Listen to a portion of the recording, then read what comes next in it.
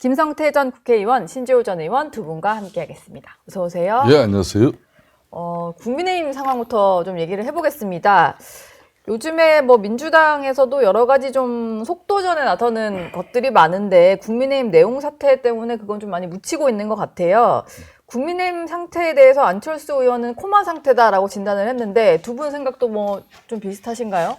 그렇습니다. 이제 이 코마 상태도 어느 한 사람 정도의 그런 의식불명 상태면은 예. 뭐 긴급 처방 그리고 긴급 의료 체계를 총동원해 가지고 다시 살리면 되는데 이건 제가 볼 때는 집단 코마 상태예요. 집단 코마 상태? 그러니까 한두 명이 아닌 거죠. 그러니까. 예. 그런 상황이다 보니까 근데 작년 12.3 비상계엄의 그 오판 그리고 살살리 헌재 파면 결정 6월 3일 조기 대선 참패 그러면은 윤석열 그 책임으로 윤석열 뭐 우리 1호 당원이 자진해서 탈당하고 그랬기 때문에 정치적 책임이 끝났냐? 그거 아니거든. 집권 세력으로서 당정 관계를 가지고 국정 운영의 한 축이었던 당이 네.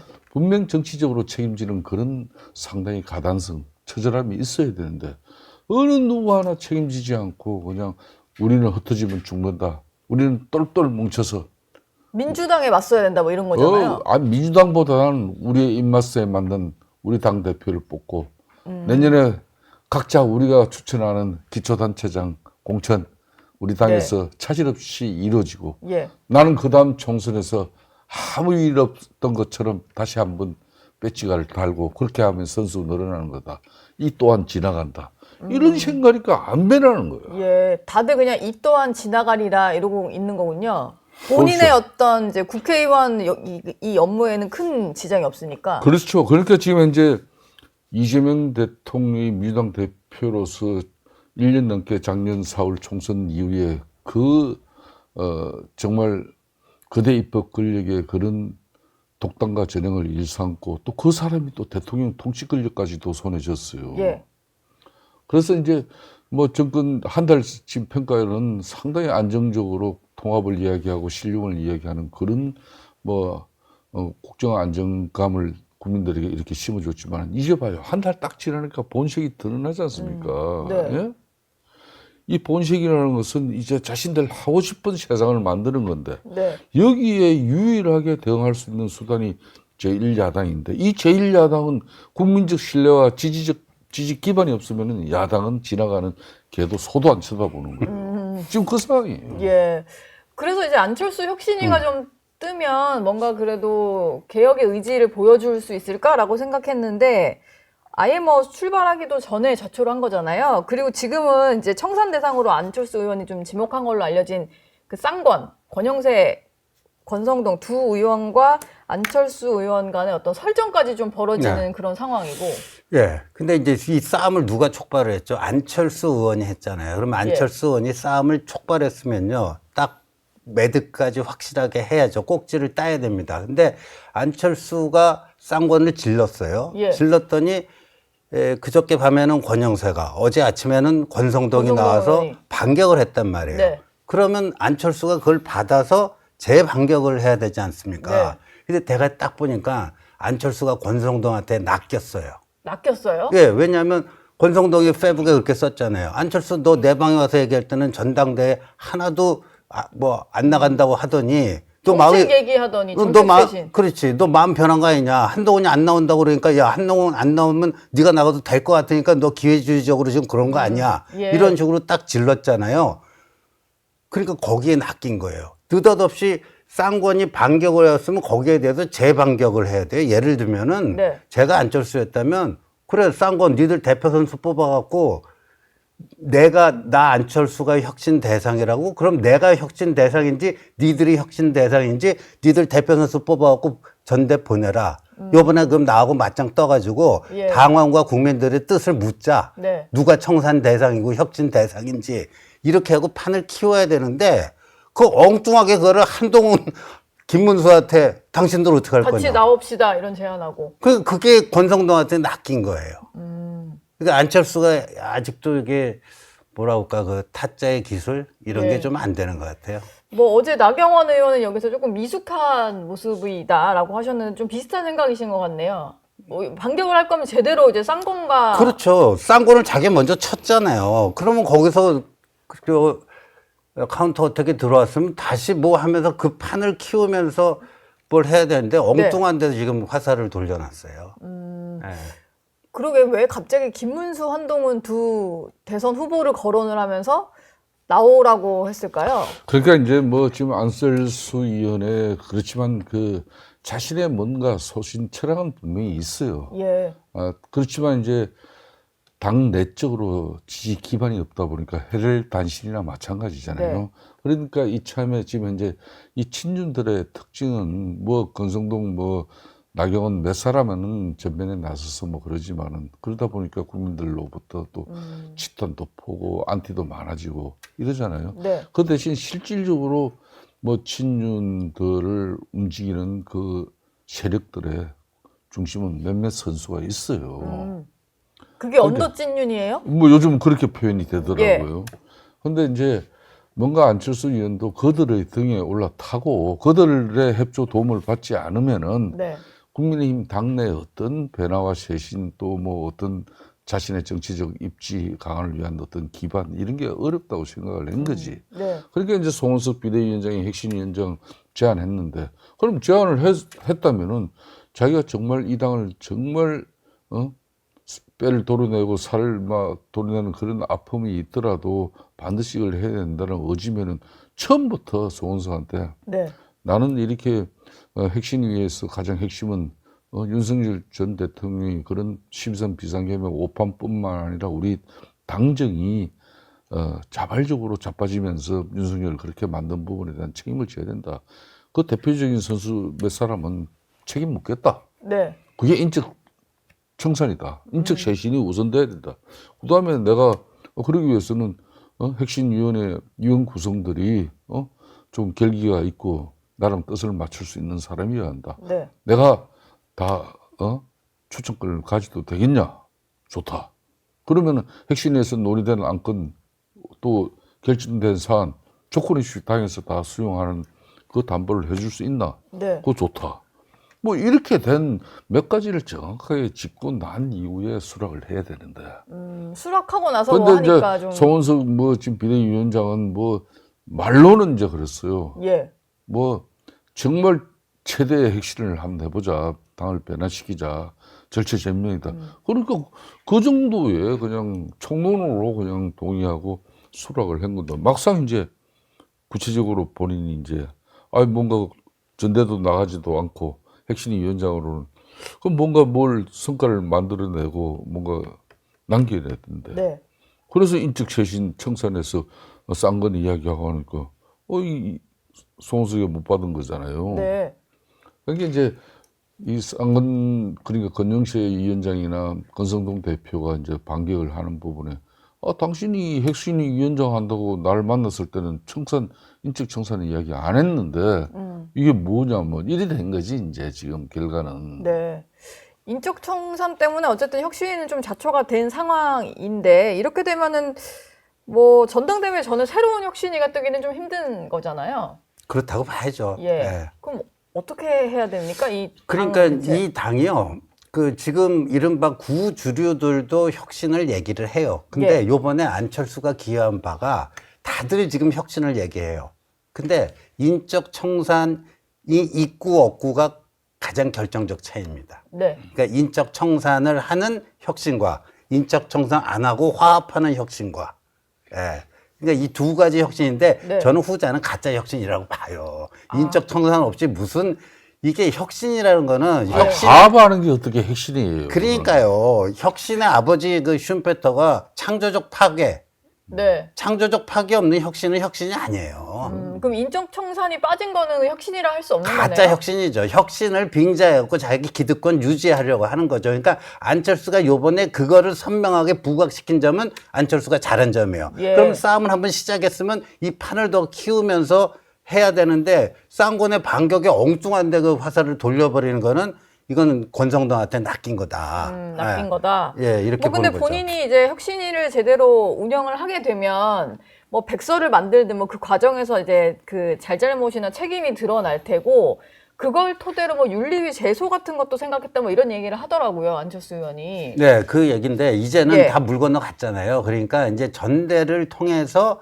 이런 그 인적 청산을 동반하는 혁신을 할 수 있을까 없을까가 전대를 통해서 이제 결정될 것 같아요. 전대를 통해서 지금 저희가 언더찐윤 얘기를 하다 보니까 그게 뭐 초반에 뭐 김상욱 의원이 얘기를 했던 것 같고 김성태 의원이 맞다 뭐 이러시면서 또 확산이 된 것 같은데 지금 댓글에 그래서 언더찐윤 누구누구 있냐 명단 작성할 수 없냐 이런 게 좀 달려요.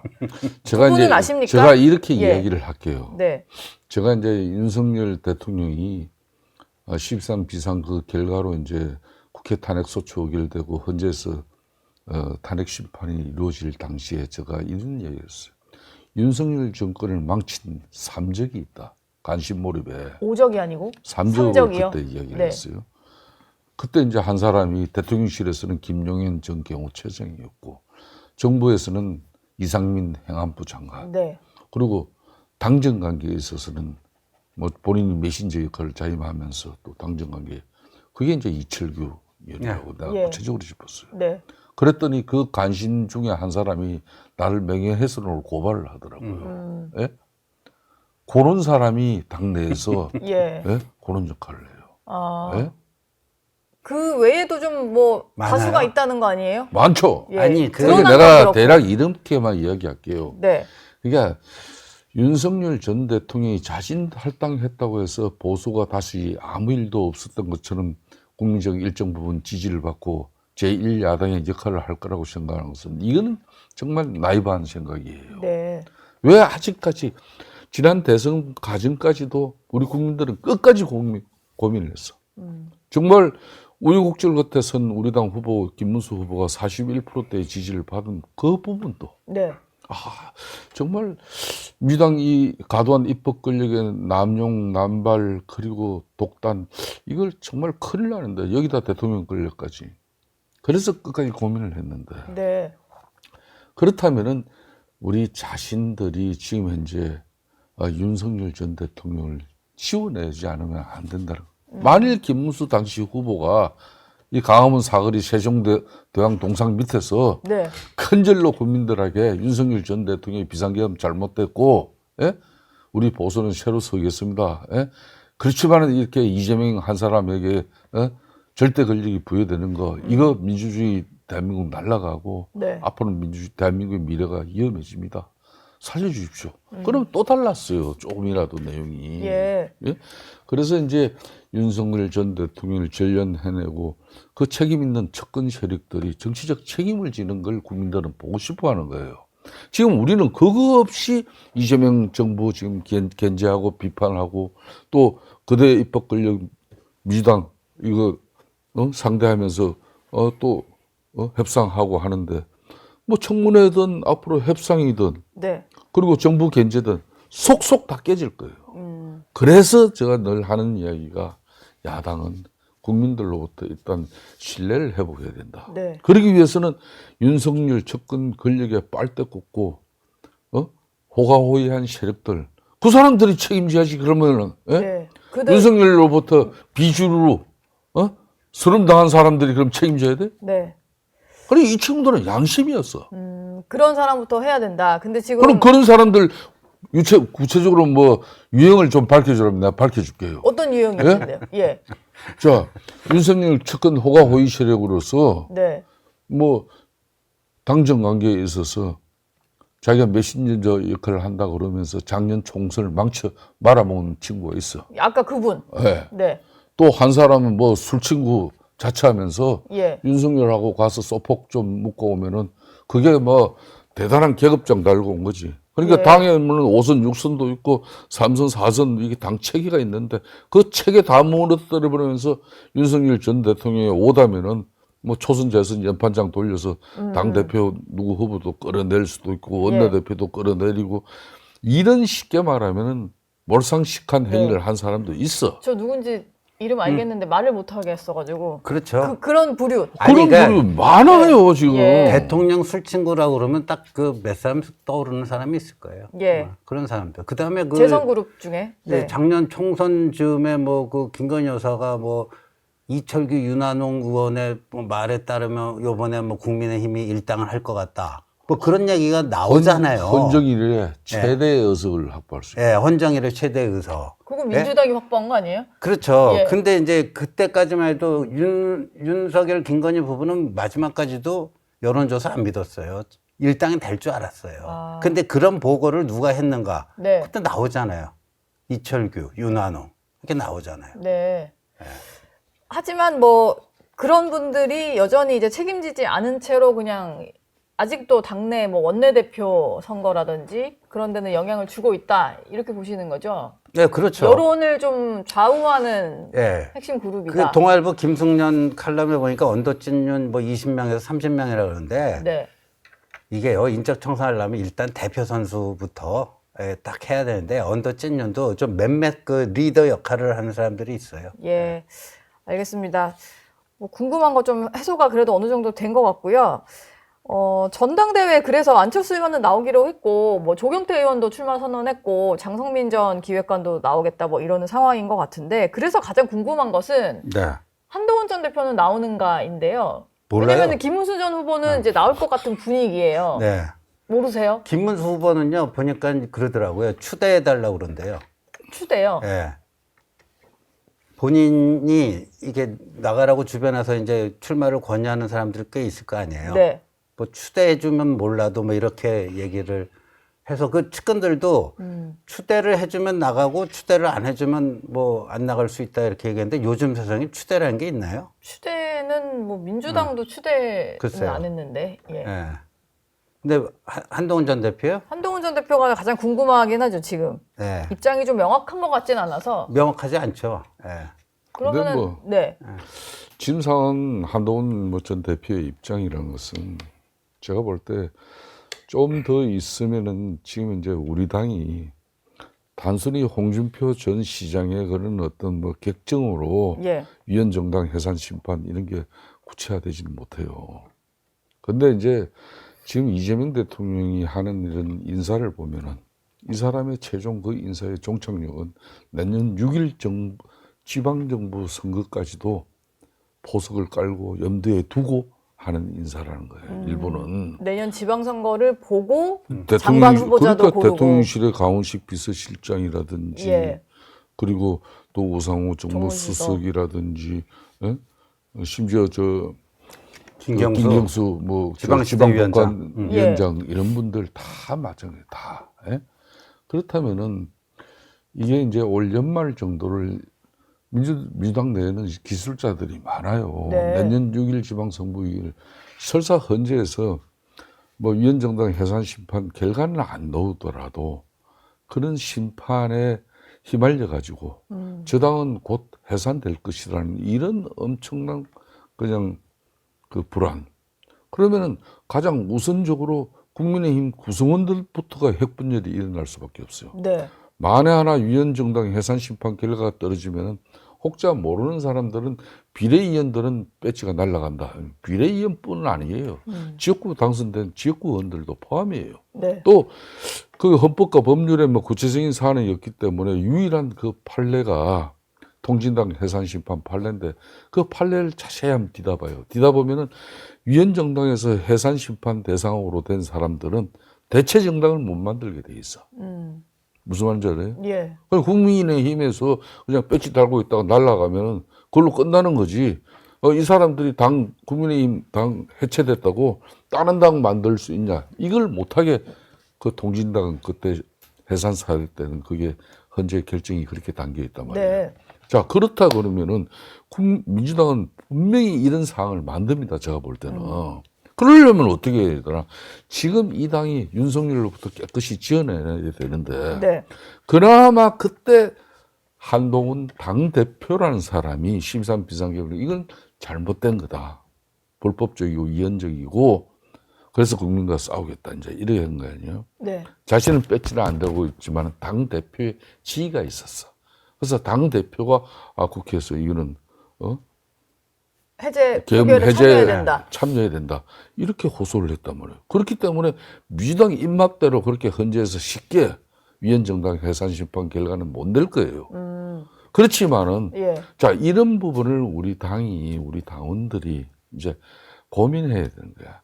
한동훈이라는 사람, 저도 개인적으로는 한동훈이 마음에 안 들 때가 많은 사람이에요. 네. 그러니까 그 사람을 무조건 내쳐내고 치내는 게 지금 마치 친윤들은 이 보수가 다시 결집하고 화합해서 제1야당으로서 미당을 공격하고 이재명 정부를 견제할 수 있다. 그래서 우리는 굳건하게 단결하고 흩어지지 말자. 천만의 말씀. 예. 이해가시나요, 이제? 네, 이해가 가네요. 그런 정도의 전략적 마인드를 우리 당이 가져줘야. 네. 제가 좀 우리 시인은 계시지만은, 그러니까 2021년도에 우리 위대한 우리 국민의힘 당원들이 네. 그때 원외위원장이었던 이준석을 갖다 선택해서 이준석이가 당의 변화와 혁신을 이끌었어요. 네, 그렇죠. 그 결과 오세훈 서울시장, 박형준 부산시장 보궐선거 이기고 대선도 2022년 이기고. 윤석열이라는 사람 대통령도 만든 거예요. 네. 2017년 박근혜 대통령 당선되고 5년 만에 그런 국민들이 어디 있습니까? 예. 이런 위대한 국민들의 판단과 결정도 우리 당원들이 그리 전략적 엄청난 변화를 가져가니까 인정을 해주더라 이거야. 지금 왜 친일 핵심 세력들이 당의 변화와 쇄신을 가로막는 예. 이 몰지각한 행위, 우리 국민들은 당연히 어떻게 보겠냐 이게. 이 사람들 변화하지 않으면은 예. 이번 전당대회에서 쉽게 말하면 친윤 세력들이 결집해서 미는 후보로면은 행편없는 결과가 나올 수밖에 없다는 걸 나는 장담합니다. 예. 그래서 나와야 된다는 얘기 같은데요? 한동훈 아니 대표. 나는 내가 그 얘기까지는 안 했어요. 노트부자가 항상 네, 너무 나갔어요. 좀 하지만 한동훈 전 대표나 아무튼 이제 계엄과 탄핵에 있어서 민주당의 공격에서 자유로울 수 있는 사람이 대표로 그 있어야 이야기를 한 거지. 예, 네. 당의 어떤 존립이 가능하다 뭐 이런 말씀이셨으니까 이게 제대로 이제 좀 네. 해서 이게 그러죠. 제대로인가요? 그러니까 친윤의 다수는 지금 우리 김성태 대표님 말씀대로 그런 사고를 가지고 있고 여전히 한동훈에 대한 정서적 거부감. 네. 그리고 한동훈이 당대표가 되고 실세가 되면 자기의 정치적 미래는 없다. 뭐 이렇게 되는 건데 일부 좀 머리가 돌아가는 친윤이 또 있어요. 일부. 그래요? 이런 친윤도 지금 사람들은 분화를 하고 있다면서요? 분할을 하고 있는 거죠. 근데 일부 그 친윤은 또 어떻게 생각하냐면요. 오히려 한동훈이 나와서 당대표가 되는 게 좋을 수도 있다. 그러니까 위원정당 뭐 이런 공세로부터 그걸 어느 정도 차단시켜주고. 그런 거지. 예. 네. 근데 어떻게 생각하는지 아세요? 그래도 그 사람들은요. 한동훈은 황금방패라고 불러요. 황금방패. 네, 황금방패인데 왜냐하면 위원정당 막 공세할 때 그걸 딱 막아주는 역할을 하잖아요. 네. 이재명은 숲속에 숨어 있었고 숲재명이랑 별명이 붙었잖아요. 네. 근데 한동훈 목숨 걸고 들어갔잖아요. 그 딱 대비가 되니까 위원정당 공세 들어올 때 막아줄 수 있는 황금방패가 되는데 황금방패라는 의미가 한 가지 더 있는 거죠. 지방선거 질 테니까 지방선거 끝나고 위원정당 막아놓고 물러난다. 그래갖고 더 황금방패라는 거예요. 패배 책임을 지고 물러나는 역할까지 하는 황금방패인 거군요. 여튼 뭐 확실히 말은 안 해주셨는데 고심하고 있는 중이다. 네. 지금 현 시점은 뭐 그렇게 보면 될 것 같습니다. 저희가 민주당 얘기도 좀 해야 돼서 좀 빨리 넘어가 보면요. 민주당도 8월 2일에 당 대표를 선출을 하는데 박찬대 의원과 정청래 의원의 좀 2파전으로 치러지고 있고 또 출마 고민하는 사람이 한 명 더 있는 것 같다라는 보도도 일부 있기는 했어요. 근데 저희가 좀 이렇게 주의 깊게 봐야 되는 것은 여기 같은 경우는 이제 현역 의원들의 어떤 표심과 당원들의 표심이 조금 다른 거 아닌가라는 생각이 좀 드는데 박찬대 의원이 어제 내란범에 대한 사면 복권을 제한하는 이른바 내란특별법을 발의를 했고 여기 현역 의원들 115명, 115명이 공동 발의자로 참여를 했더라고요. 근데 보통 이제 지금 국회에서는 이런 말이 돈대요. 박찬대 의원은 현역 의원 지지가 좀 높고 정청래 의원은 당원 지지가 높다. 두 분이 좀 여의도 정치권에서 들으시는 것도 비슷한가요? 정확하죠. 정확한가요? 그러니까 이제 민주당 내의 구성원인 현역 의원들은 대체적으로 볼 때는 박찬대 전 원내대표 지지가 월등하게 높아요. 예. 그렇지만 이제 대중성, 뭐 인지도 이런 것 측면에서는 민주당의 전통 지지층, 뭐 강성 지지층 이쪽 입장에는 정청래죠. 더군다나 정청래 같은 경우는 지금 김어준 또 이런 좌파의 공작 전문 선수가 또 상당히 또 뭔가 뒤를 좀 봐주는 그런 분위기예요. 아, 약간 힘을 실어주나요? 그런 게 이제 그렇기 때문에 지금 현재 뭐 맹심이란 걸 갖다 두 사람 다 그렇게 뭐 이재명 대통령의 가장 대표적인 친위 부대의 예. 선봉자들이기 때문에 충성심에 대해서는 이재명 대통령 입장에서도 어느 누구를 이렇게 굳이 선택해야 된다는 필요가 없어요. 그렇지만은 제가 이제 정치 좀 하면서 저도 노동운동을 한 20몇 년 하다 보면요. 위원장 되고 또 리더가 되면요. 밑에 참모가 좀 거칠고 강하고 자기 정치하고 자기 스피커 목소리가 센 선수는 그게 그 자리에 올라가는 대표가 되고 장이 되기까지는 그런 정말 용맹한 참모가 절대적으로 우선적으로 중요하지만은 네. 되고 나면은 그런 쉽게 말하면 참모는 좀 부담스러워져요. 아, 그래요? 그래서 조금 약해 보이지만은 박찬대 원내대표 같은 경우는 솔직히 말하면 이재명 대통령이 편안하게 당정 관계를 가져갈 수 있는 그런 사람이에요. 그게 또 너무 당이 지금 오버페이스를 하다 보는 그 모든 또 부담이 대통령 지지율, 대통령 평가에 또 연결되거든요. 네. 대표적인 게 한번 보십시오. 엊그저께 국무회의에서 이재명 대통령이 이진숙 방통위원장. 방통위원장 보고 분명히 이진숙 방통위원장 거짓말했으면 지금 작살이 났을 건데 네. 방통위 안 만들어 봐라 그랬을 거 아니에요. 네. 그 이야기를 가방에 와서 어제 그대로 했는데, 예? 엄청 뭐라 했잖아요. 예. 민주당은 어떤 그 대통령 그렇게 방송 3법을 좀 시간을 가지고 검토할 것처럼 비쳤는데 어제 민주당은 방송 3법 통과시켜 버리잖아요. 그죠? 네. 이런 게 바로 당정 관계. 그런 걸 지금 이제 박찬대, 정청래 이런 걸 이제 좀 지켜보면 알지만은 저 개인적으로 그럼 최종 누가 되느냐고. 예. 난 정청래가 될 공산이 크다고. 아, 당원들의 표심이 훨씬 더 클 것이다. 근데 여기 지금 법안 발의한 거 가지고 이렇게까지 해석하냐라고 할 수는 있는데 그래도 본인의 이름이 남는 거고 전당대회 중에 이렇게 이름을 또 올린다라고 보면 이게 약간 나는 그래도 박찬대 의원을 좀 지지한다라는 표심으로 또 그렇죠. 해석이 될 것 같긴 한데. 지금 그거 하려고 그러는 거고, 박찬대 의원이 쓸 수 있는 마지막 카드는 명심은 나에게 있다라는 걸 조금 더 노골적인 방법으로 드러낼 거예요. 예. 그래갖고 우리가 과거에 이재명 대통령이 두 번째 당대표 도전했을 때 최고위원도 순위 관리를 했잖아요. 네. 정봉주가 앞서가지 않았습니까? 예. 근데 자기 옆에 자기 차에 누굴 먼저 태우고 라방을 같이 하느냐. 거기서 김민석이 1위였어요. 김민석을 계속 그러네요. 띄우니까 결국 뒤집어지잖아요. 얘기하니까 생각이 나네요. 네. 라방을 누가 먼저 하느냐, 그렇죠. 차에 누가 타냐, 이런 네. 게.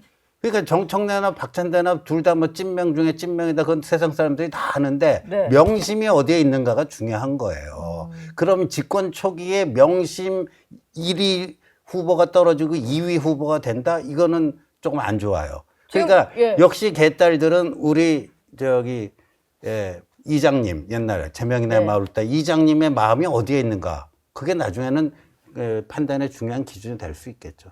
그럼 지금 김성태 의원은 어심이 있는 정청래 의원이 이길 것 같다 하셨고 모르겠어요. 여기 저도 박찬대 근데 의원? 아무래도 네. 근데 만약에 저번에도 우리 노부장이 그랬잖아요. 명심과 어심 중에 어심은 김어준 마음이라나요. 그럼 대통령이나 되는데 김어준한테 밀렸다? 집권 초기에? 그거 말이 돼요?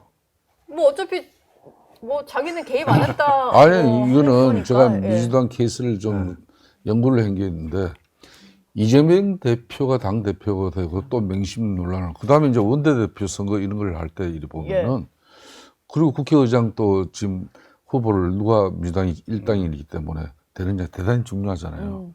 그런 거 보면 우원식 지금 국회의장 같은 경우도 맹심보다는 그냥 추미애를 끊고 우원식이 된단 말이에요. 네.